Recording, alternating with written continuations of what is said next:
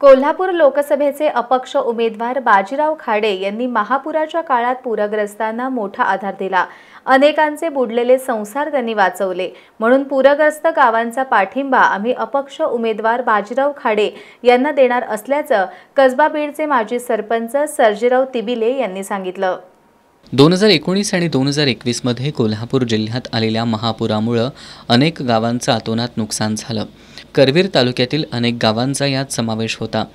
या पुरामध्ये झालेलं शेतीचं, घरांचं नुकसान आणि झालेला मानसिक त्रास यामुळे पूरग्रस्त नागरिक हवालदिल झाले होते। अशा वेळी अपक्ष उमेदवार बाजीराव खाडे यांनी पूरग्रस्त समिती स्थापन करत पूरग्रस्त गावांना आपला आवाज उठवण्यासाठी एक व्यासपीठ उपलब्ध केलं। शासन दरबारी वेळोवेळी पाठपुरावा करत पूरग्रस्तांच्या मागण्या शासनापर्यंत पोहोचवल्या। पुणे बेंगलोर महामार्गावर आणि कोल्हापूर गगनबावडा रस्त्यावर शासनातर्फे भराव टाकून रस्त्यांची उंची वाढवण्यात येत होती, ज्यामुळे बुडत्याचा पाय खोलात अशी पूरग्रस्तांची अवस्था झाली असती।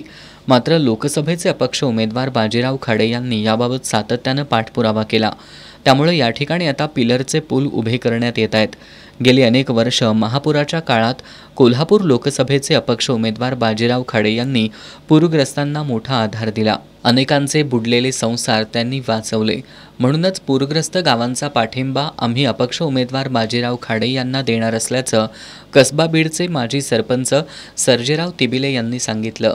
कसबा बीड गावचा माजी सरपंच सर्जेराव तिबिले मी कालच्या नितीन गडकरी साहेबांनी शिरोली पुलाच्या उंचीसाठी पिलर उभा करून पूल उंची करण्यासाठी जी मंजुरी दिली त्याबद्दल आम्ही बाजीराव खाडेंच्या